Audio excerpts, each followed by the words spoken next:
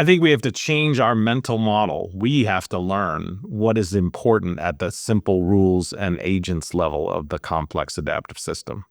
So that means, first of all, we have to differentiate between what learning is. Learning is a change in mental models. So we want to be in the business of changing mental models. Mm-hmm.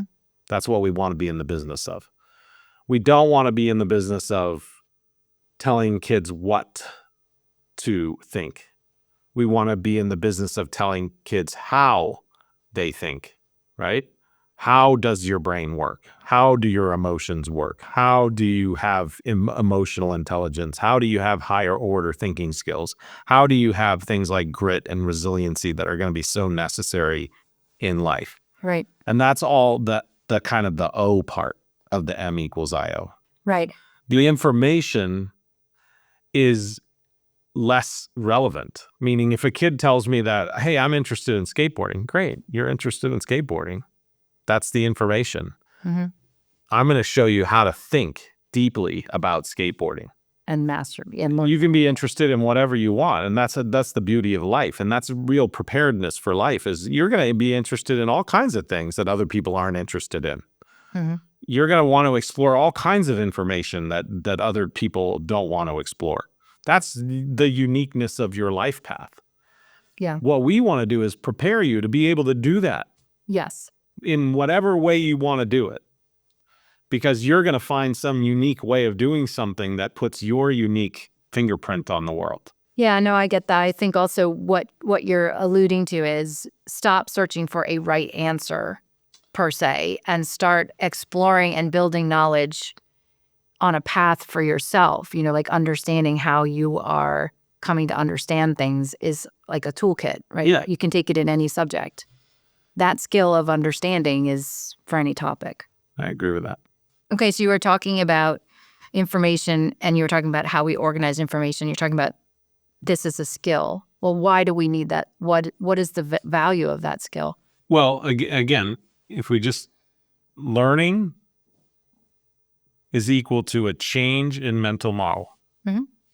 That's what learning is. So we want to be in the business of that. Okay, in order to be in that business, we have to understand what mental models are. Mental models are meaning. Meaning is the most important thing in the world because the way we make meaning is going to determine the actions we take, the behaviors that we do, the decisions that we make in every single aspect of life, in our job, in our families, in all the things that are important in a life. Meaning is the thing that's going to drive those things, mm-hmm. right?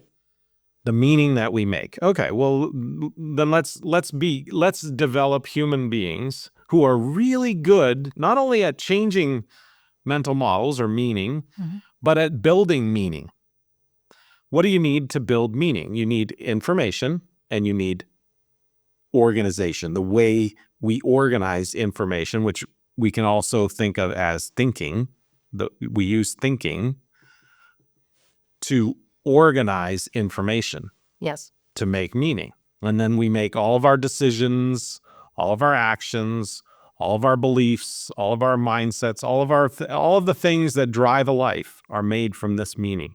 I see. Yeah. If we get different information and we organize it differently, you're going to get different meaning. So what we should be focused on is this whole thing. And in particular, we should be focused on the O. In our education system today, we have made a fundamental math error, which is that we believe, based on our behaviors, that meaning is equal to information. We believe that meaning is equal to information, that once you have the information, you have the meaning. And look at our curriculum. We teach this and that. There's a right answer. There's a wrong answer. We test it. The kids don't care. They memorize it. They forget it. We do studies 24 hours after the test, 36 hours after the test, a week after the test, 30 days after the test. And what do we see? We just see an absolute decline in the students' understanding of that information because it was just memorized and regurgitated. Right. Right? Right. So that's an information world. I call that content tyranny, mm-hmm. right? Education today is ruled by a king, and the king rules through content tyranny. Right. right? Which is, these are the subjects we're going to teach. This is the content that goes into those subjects. And this is how we're going to test whether or not kids learn those subjects, right? Yeah. That's content tyranny. First of all, that's saying that these subjects are the important subjects, Right. that the content inside of these subjects are the important content, and that being able to memorize, simply to memorize, not the ability to do anything, Yeah. the ability to memorize that content and regurgitate it back to us on a test is the end-all be-all of whether or not they learned something. Right. That's the measure of success. That's the measure of success. Yeah. And then let's say they're right. How's it working? How's it working? Yeah. Let's say that's right.